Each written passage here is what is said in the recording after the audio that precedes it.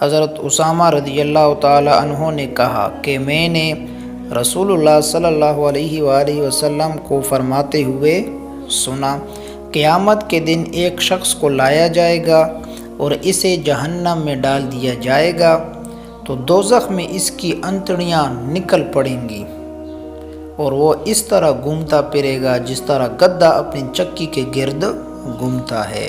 پھر اہل جہنم اس کے پاس جمع ہو کر کہیں گے، اے فلاں تیرا کیا حال ہے؟ کیا تو ہمیں اچھی باتوں کا حکم نہیں دیتا تھا اور برے کاموں سے ہم کو نہیں روکتا تھا؟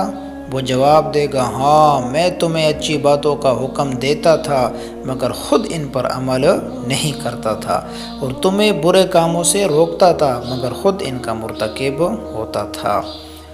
دیکھنے کے لیے شکریہ۔ لائک کریں، کمنٹ کریں